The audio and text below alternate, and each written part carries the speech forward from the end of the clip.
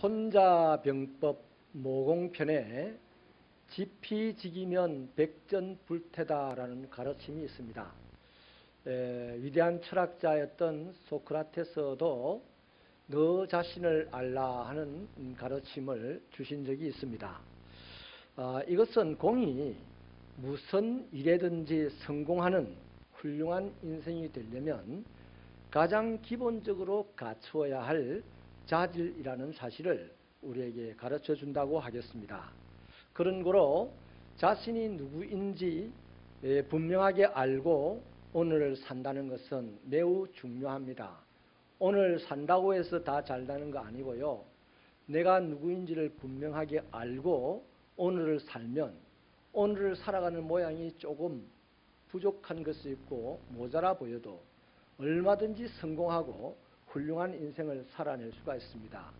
그러나 오늘 내가 가진 것이 많고 하려하여도 자기가 누구인지 알지 못하고 살아가는 사람은 그 화려한 만큼이나 추하게 변질되는 것이 우리의 인생이기 때문이죠.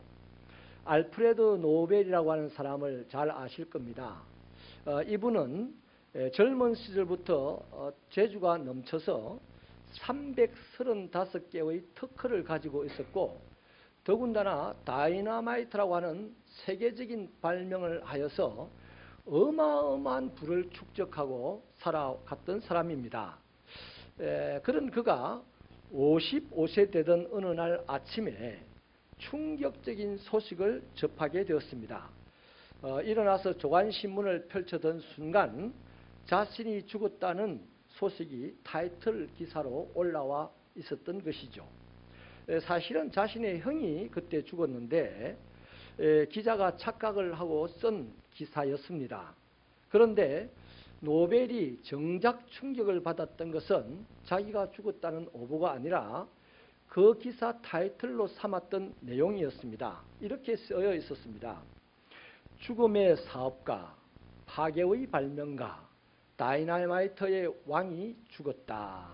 이렇게 기사가 타이틀로 쓰여져 있던 것이죠. 노벨은요, 처음으로 자신에 대한 세간의 평가가 어떻다는 것을 알게 되었습니다. 지금까지는 본인이 제일 잘났고 본인이 제일 위대하고 본인이 제일 세계적인 사람인 줄로 생각을 하고 살아왔는데 정작 알고 보니까 그런 사람이 아니었어요. 죽음의 사업가였어요. 파괴자였습니다. 자, 이런 죽음의 사업가로 파괴자의 별명가로 이렇게 살아온 자신이라는 것을 깨닫게 되고 그러면서 이분은 자신의 재산 94%를 출연하여서 노벨상을 제정하게 됩니다. 그리고 그날 이후로 죽는 날까지 세계 평화와 복지를 위해서 헌신하면서 살았습니다. 만약에요, 이 노벨이 마지막까지 자기가 누군지 정확하게 알지 못하고 살았다면 그는 죽음의 사업가, 파괴의 발명가라는 이름만 역사에 남겼을 것이고 그 이후의 역사의 기록은 전부 다 한결같이 이 사람을 향한 손가락질만 있었을 것입니다. 거듭 말씀드리지만 자신이 누구인지 제대로 자기 인식을 하고 사는 것이 매우 중요합니다.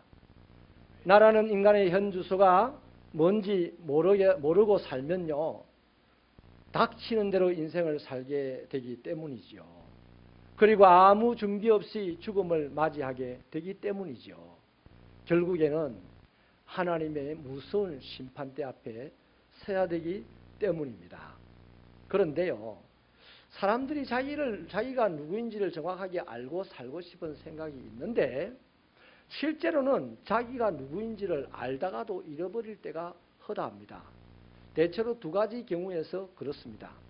한 경우는 심하게 모욕을 당했을 때 자기를 잃어버리게 됩니다. 김익두 목사님이라는 분은 조선시대의 최고 가는 깡패였는데 회심하고 하나님의 신실한 목사가 되었습니다. 어느 날 열차를 타고 가다가 전도를 해야 되겠다는 감동이 일어나서 전도를 시작했어요. 그런데 한 할아버지가 이 꼼방대 그 담배를 피던 할아버지가 이 김욱두 목사 곁에 와가지고 담배 연기를 훅훅 뿜어대는 겁니다. 그래서 목사님이 화를 낼 수는 없고 그 자리를 신사적으로 피하여서 다른 열차 칸에 가서 전도를 계속했었죠. 근데 이 영감님이 거기까지 따라와가지고 꼼방대 담배를 그냥 푹푹 뿜어대는 겁니다. 열이 받쳤습니다. 한때 잘 나가던 사람이었거든요. 그래서 그 욱하는 것을 그냥 감당하지 못해가지고 이 자식이 내가 누군지 몰라보고 하면서 멱살을 팍 잡아서 할아버지 끌어올렸던 거죠. 근데 이 할아버지가 빤히 김익두 목사를 쳐다보면서 김익두 아직 안 죽었네? 이러던 그전에 자기 죽었다고 많이 집회 때 했거든요. 이야기를. 나는 죽었다고. 그때 김익두 목사님이 충격을 받고 내가 나를 잃었다. 나 목사인데 나 하나님의 일꾼인데 그래서 간증을 해놓았던 것을 보았습니다. 또 다른 경우도 있어요. 과다한 칭찬을 받게 되면 자기를 잃어버리게 됩니다. 그러니까 그때 이렇게 되죠. 속으로 이제 교만이 싹 들어오면서 자식들 이제야 나를 알아보는군 이렇게 생각하는 거죠. 근데 그 상황이 그 생각을 하고부터 이 사람의 행동이 크든 작든 자기를 잃어버린 행동을 하는 거죠. 여러분 솔직히 사람의 진면목을 알려면요 한번 심하게 모욕을 줘보세요. 그 사람의 진면목이 드러납니다. 또 아니면 또 아주 극존칭으로 그냥 칭찬을 해보세요. 그 사람의 진면목이 드러납니다. 오늘 본문에는요 자신이 누구인가를 분명하게 알고 있는 한 사람을 소개하죠. 세례 요한입니다. 예루살렘에서 제사장들과 레위인들로 구성된 조사단을 파견했고 그들이 세례 요한을 찾아왔습니다. 이것은 당대 최고의 권력기관인 산헤드린 공회의 작업입니다. 그러니까 요한이 그 당시 어떤 사람이겠습니까? 그 당시 예루살렘에서 최고의 이슈맨이죠. 마태복음 3장 5절 이하는 이스라엘 전역에서 이스라엘 전체 지역에서 세례 요한을 만나고 싶어서 요단강에 찾아왔다고 합니다. 그리고 그들이 세례 요한에게 자기의 죄를 자백하고서 살 방도를 여쭈었다고 합니다. 그러니까 이걸로 봐도 세례 요한은 당시에 사람들 중에 제일로 인기 가는 사람이었습니다. 그것뿐만이 아니죠. 요한은 바리새인들과 사두개인들을 향하여서 이 독사의 새끼들이라고 욕까지 했어요. 바리새인 서기관들 그 당시 주류 사회의 대표적인 인물들을 향하여서 욕설까지 할 정도의 인물이라면 그 시대 최고의 영향력을 행사하는 사람임에 틀림없어요. 또한 왕조차도 이 세례 요한을 어찌하지 못해서 늘 신경 썼습니다. 그러니까 도대체 세례 요한이 누구냐 이 말이에요. 조사단들의 질문이 이렇죠. 그리스도입니까? 엘리야입니까? 아니면 선지자입니까? 이 세 분은 다 신비한 분들입니다. 여러분 세례 요한 정도의 인기를 가졌고 또 영향력을 행사하는 사람 정도라면 보통 사람들은 자기를 잃어버리기 쉽습니다. 그래서 이런 질문에 어떻게 대답할까요? 내가 거인이라 이렇게입니다. 근데 좀 양심에 바치는 사람은 그러진 않을 거예요. 거짓말은 안 칠 거예요. 그러나 거짓말은 안 해도요 교묘하게 그쪽으로 갖다 붙일 거예요. 내가 꼭 말을 해야만 알겠소. 당신들은 보는 눈이 없어요. 이 정도 말해놓으면요. 자, 내가 예수다. 내가 그 엘리야다. 내가 선지자라는 거짓말은 안 했지만 적어도 나의 주변의 상대들은 나를 그쯤 보고 대접해 주지는 않겠습니까? 이렇게 머리도 쓸 수 있어요. 그런데 이 세례 요한이 자기를 어떻게 말합니까? 어떻게 대답합니까?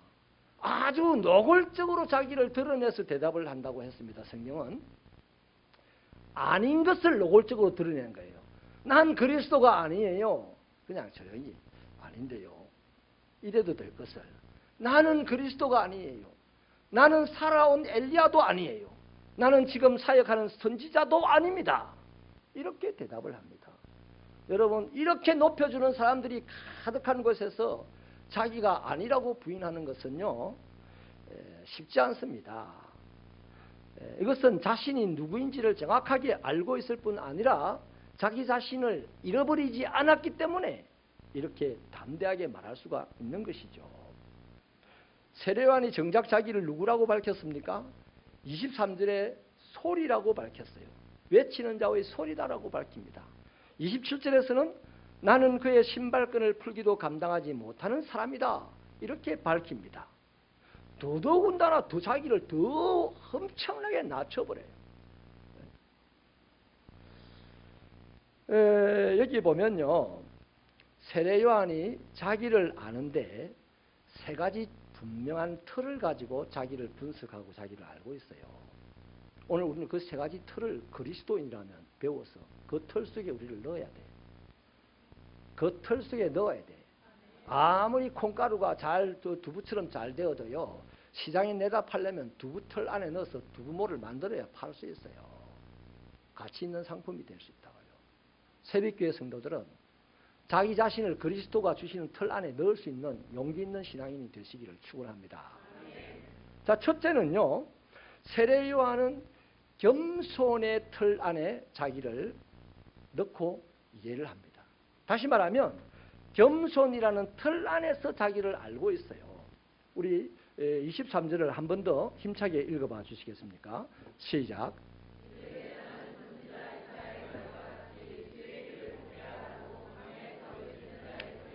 아멘.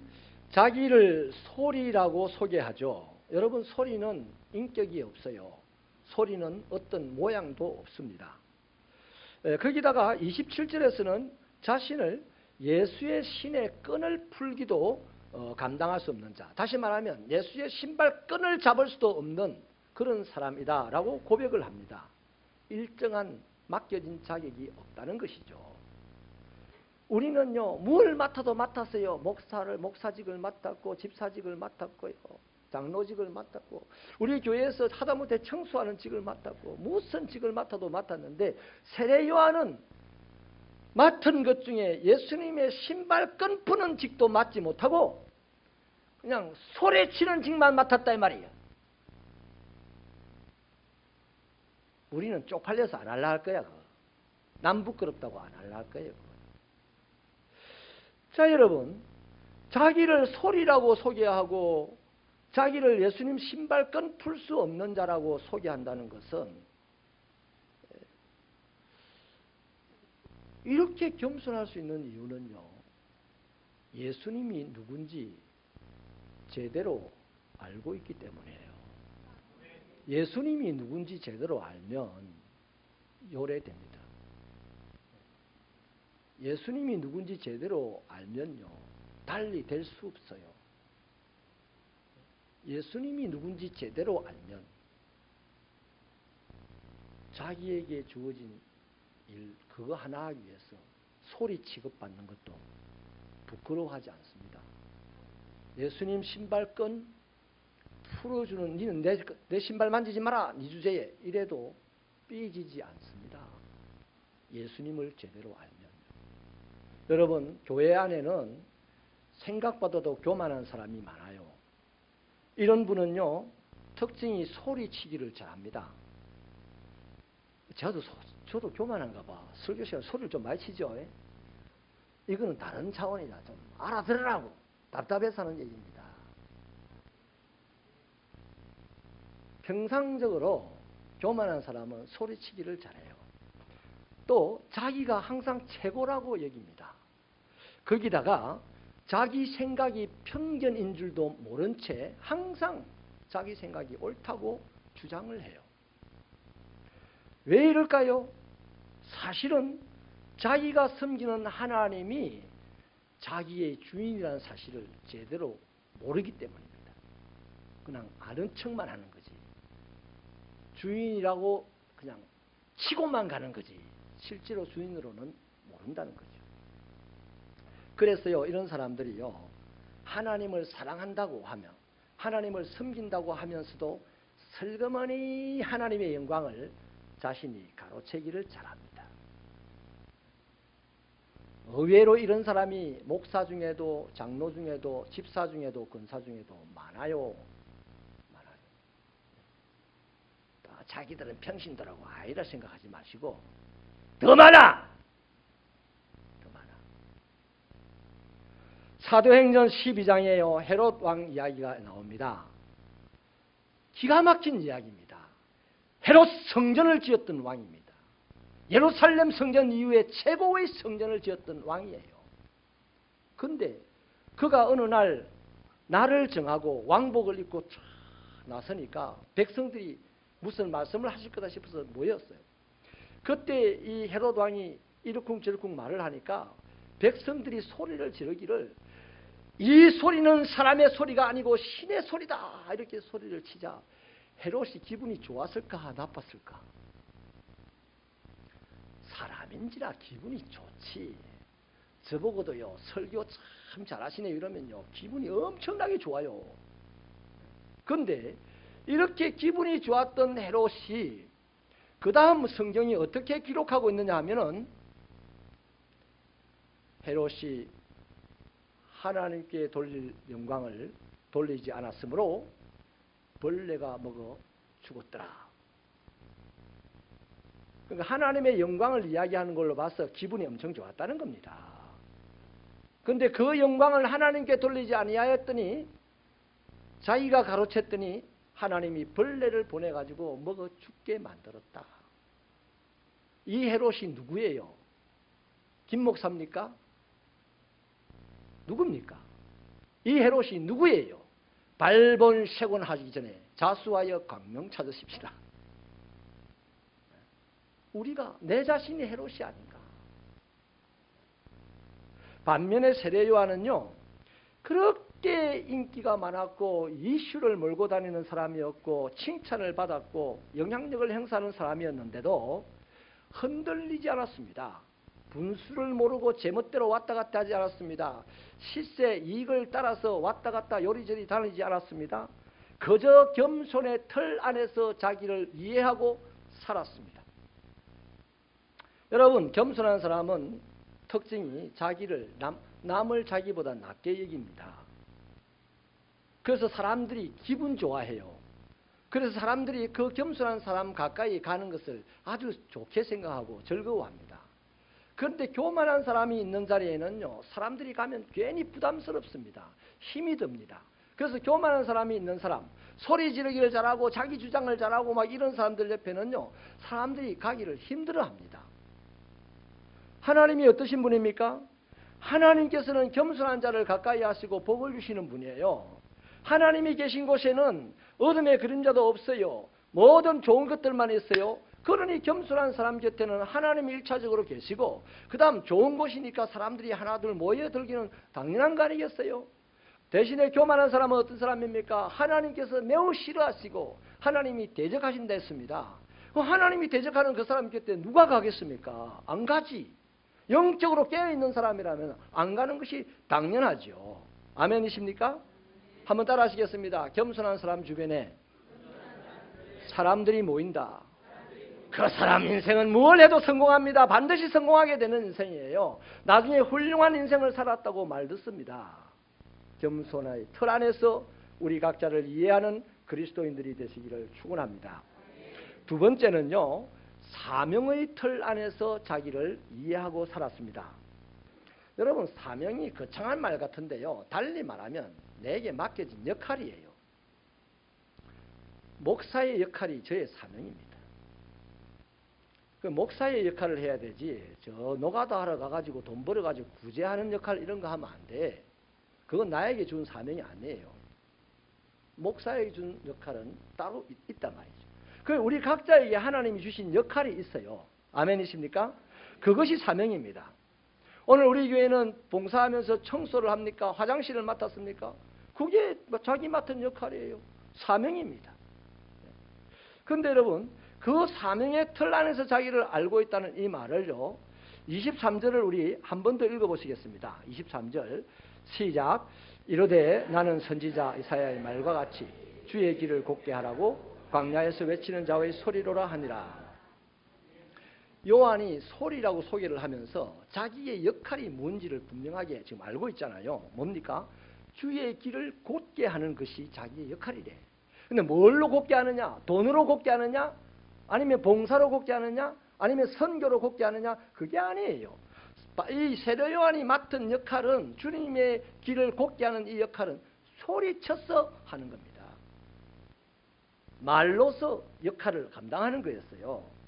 그래서 요한은 마태복음에 보면 가진 자들을 만났을 때는 먹을 것과 입을 옷을 나눠줘라! 이렇게 소리쳤어요. 부자를 만나면 네 먹을 것과 네 입을 것을 나눠줘라! 이렇게 소리쳤단 말이에요. 또 세리를 만났습니다. 세리에게는 그렇게 말했어요. 부가 된 것 외에는 거두지 마라! 이렇게 소리쳤어요. 그 다음 군인들을 만납니다. 군인들에게는요, 강탈하지 말고 거짓말로 고발하지 말고 네 금년을 족한 줄 알아라! 이렇게 소리쳤어요. 그랬어요. 그것으로 주님이 오는 길을 예비하고 곧게 하는 일에 집중했단 말이에요. 세례 요한이 왕궁에 들어가서 왕이 이러면 안 됩니다 뭐 이렇게 한 게 아니고, 그 요단강에서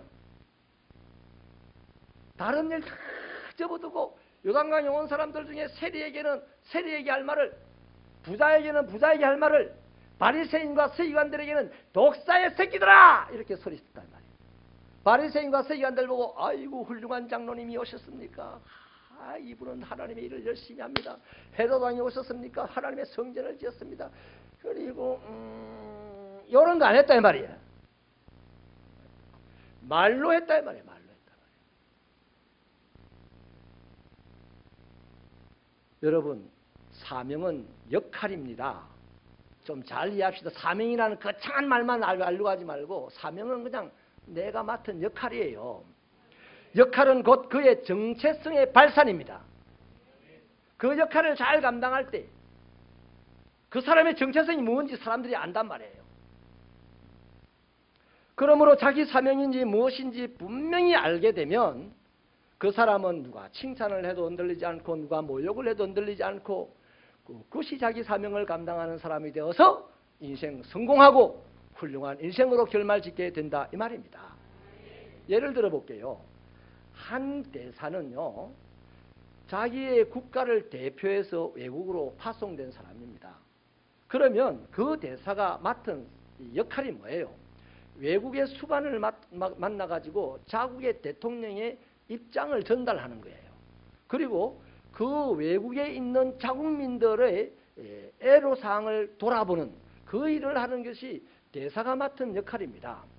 그런데 그 일을 잘하면 외국 사람들이나 우리나라 사람들이나 교포들이나 그 사람을 보고 우리 대사님, 대한민국 대사님 이렇게 할 거예요. 그죠? 그 정체성이 발산이 되는 거예요. 그런데 이 대사님이 어느 날부터 가라오케랑 막 이런저런 술집을 돌아가며 술을 마시다가 신문에 한번 났어요. 그 신문에 한번 났다는 것은 한 100번 정도 다 다녔다는 얘기예요. 그 다음에 또 대단한 백화점에 가가지고 막 명품들을 그냥 쇼핑한다는 거 신문에 났어요. 그러면 이 사람은 쇼핑하고 술 마시는 건 자기 역할이 아니에요. 제 친구 중에요, 우리 고등학교 동기 중에요, 참 문제아들이 많았습니다. 그런데 그 중에 문제아 중에 문제아가 하나 있습니다. 별명이 노가다예요. 하는 게 하나도 또 어쩌다가 노가다 다닙니다. 학교도 안 오고. 그리고 그 번 돈으로 또 고등학교 다닐 때 술을 막 벌술을 마시더라고요. 그런데 이 친구가 최근에 소식을 들으니까 서울에 우리나라에서 굉장한 회사의 상무님이라, 상무님. 근데 그 친구, 그 회사의 아마 주인이 자기 집에서 피난 생활을 했던가 봐요. 그래서 이 뻘술을 먹는 이 아이가 고등학교 졸업을 했을 때 데리고 간 거야. 이제 피난민으로서 은혜 갚는다고. 데려와서 니 술 잘 마시니까 술 상부해라. 그 술 마시는 그 사람은 역할이 그 회사에서 술 먹는 역할입니다. 근데 다른 직원이 맨날 술 먹으면 돼, 안 돼?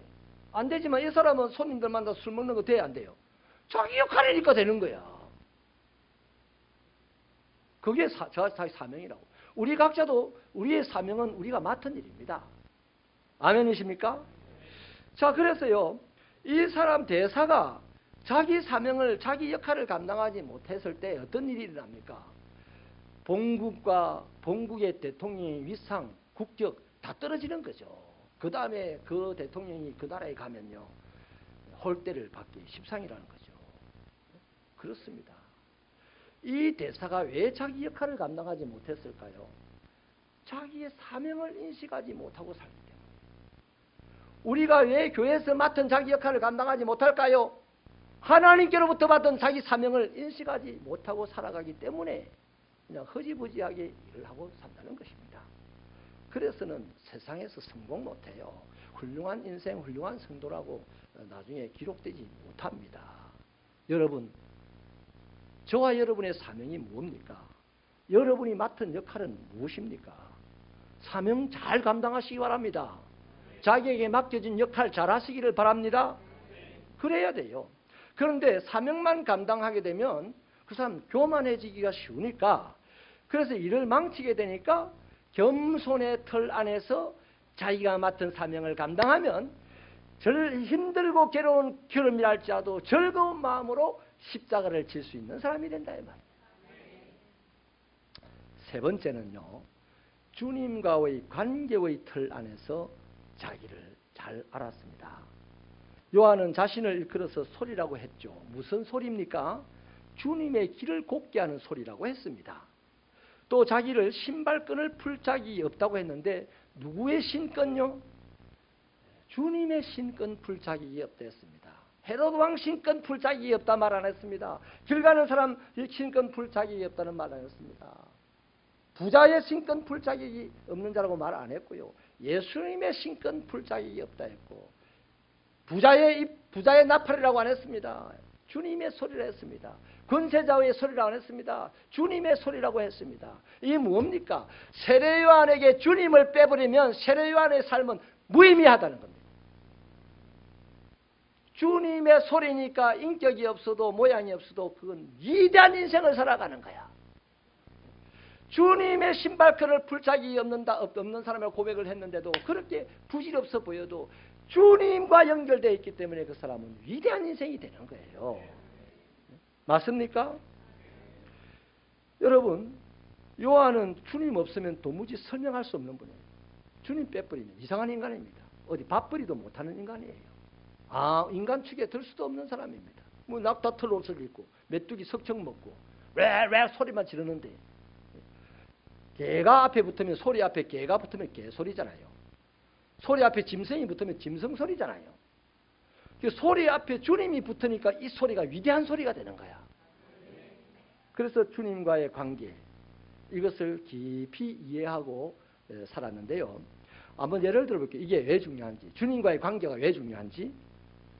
한 사람이 있는데 참 겸손합니다. 또 그 사람이 어떻게 자기가 맡은 일을 잘하는지 모든 사람이 칭찬이 자자해요. 그러면 이 사람은요, 매우 도덕적인 사람이요, 역동적인 삶을 살아갈 수 있는 사람입니다. 하지만 거기까지입니다. 그의 영혼은 벌써 망가졌어요. 사도 바울이 좋아하는 말이 있죠. 예수 그리스도 안, 예수 안이라는 말을 좋아합니다. 이 바울은 말끝마다 그리스도 안에서 이런 말씀을 잘 했는데요. 고린도전서 4장 15절에 보면 그리스도 예수 안에서 내가 복음으로 너를 낳았다 이렇게 말합니다. 야, 내가 너를 복음으로 낳았다가 아니고 예수 안에서 너를 복음으로 낳았다 그래요. 또 빌립보서 1장 1절에 보면 편지를 쓰는데 내가 예수 안에서 빌립보 교인들 너희들에게 편지를 한다. 그냥 편지를 하는 게 아니고 예수 안에서 편지한대요. 거기다가 디모데후서 1장 1절에 보니까 그리스도 안에 있는 생명의 약속대로 내 자신이 그리스도 예수의 사도가 되었다. 이렇게 말합니다. 내가 사도가 된 것도 열심히 봉사해서 사도가 된 게 아니고, 투표해서 사도가 된 게 아니고, 내가 예수 안에서 사도가 되었대. 예수 안이라는 말을 살아도 예수 안, 죽어도 예수 안, 사역을 해도 예수 안, 예수 안에서 살고 예수 안에서 죽고 예수 안에서 사역을 했다 이렇게 말하는 거죠. 이것은 뭡니까? 바울은 그만큼 예수 만나고 난 이후에, 예수 믿고 난 이후에 예수와 철저하게 밀접한 관계를 유지하면서 살고자 노력했다는 얘기잖아요. 우리 성도들이 이렇게 되기를 축원합니다. 아멘이십니까? 여러분, 건강을 잃어도요, 물질을 잃어도, 심지어 목숨을 잃어도 그리스도 안에 있는 사람은 그리스도인입니다. 그러나 돈이 많아도, 권력이 많아도, 힘이 좋아도 그리스도 안에 있지 아니하면 그 사람 돈, 권력, 건강 아무 쓸모없어요. 왜? 사람은 영적이기 때문에 언젠가 그 사람은 영이신 하나님 앞에 서야 되고 그 앞에서는 처절한 고통을 당하게 될 수밖에 없기 때문이죠. 요한복음 15장입니까? 4절로 6절에 보면 예수님이 이런 말씀을 하십니다. 우리 한번 스크린으로 읽어보겠습니다. 4절부터 6절을 시작. 내 안에 거하라. 나도 너희 안에 거하리라. 가지가 포도나무에 붙어있지 아니하면 스스로 열매를 맺을 수 없음 같이 너희도 내 안에 있지 아니하면 그러하니라. 나는 포도나무요 너희는 가지라. 그가 내 안에 내가 그 안에 거하면 사람이 열매를 많이 맺나니 나를 떠나서는 너희가 아무것도 할 수 없음이라. 사람이 내 안에 거하지 아니하면 가지처럼 밖에 버려져 마르나니 사람들이 그것을 모아다가 불에 던져 사르느니라. 이거 한마디로 말씀드리면요, 예수와의 관계가 밀접함에 따라서 우리의 인생의 성공 여부가 판가름 난다는 얘기 아닙니까? 주님 떠나가시면 내 생명 헛되고 주 나와 함께 하시면 큰 시험도 이길 수 있는 것이 바로 그리스도인입니다. 아멘이세요? 예수를 가까이 하시기를 축원합니다. 말씀을 마치겠습니다. 여러분, 이렇게 어떤 상황에서도 흔들리지 않는 세례 요한에 대하여서 예수님이 평가를 한 말씀이 있는데 마태복음 11장 11절 상반절에 보면 내가 진실로 너희에게 말하노니 여자가 낳은 자 중에 세례 요한보다 큰 이가 일어남이 없다. 이렇게 얘기를 합니다. 그러니까 이 세상에 태어난 사람 중에서 가장 큰 인물이 세례 요한이더라.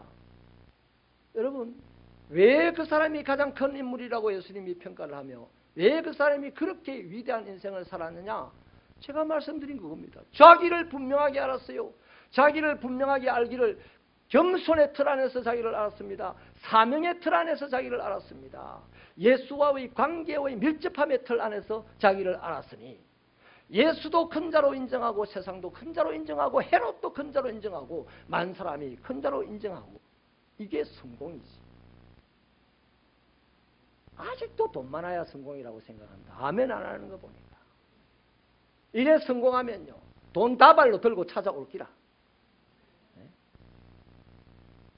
겸손하게 사명 감당하며 예수 안에 자기를 한정할 줄 아는 자가 세상에서 가장 큰 자입니다.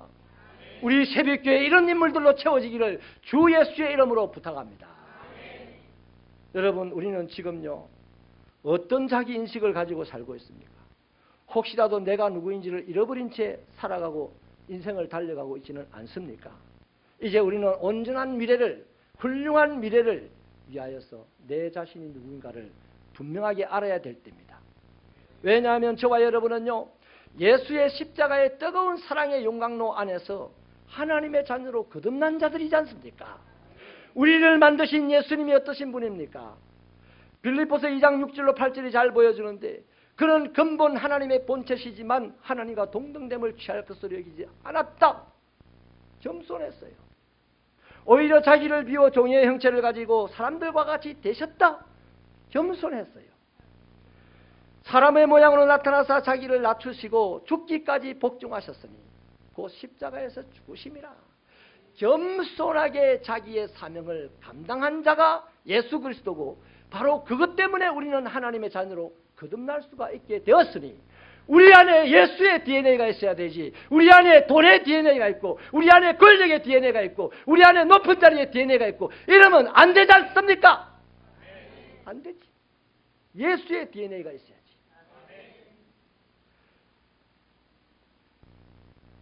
우리가 겸손히 내게 오늘 주어진 이 역할을 잘 감당하면서 내가 이 역할을 감당하면서 정말 예수님과 가까이 붙어있나 아닌가를 항상 살펴보면서 살아가면 그 사람의 삶의 자리자리마다 예수의 생명이 꽃처럼 피어나게 될 것이고, 그것은 하나님께서 영광스럽다고 칭찬하시고 기뻐하셔서 그 자리에 오실 것이고, 거기에는 수많은 사람들이 거기에 좋아서 모여들게 될 것이니 우리 교회가 그런 교회 되십시다. 저와 여러분의 가정을 그런 가정 만드십시다.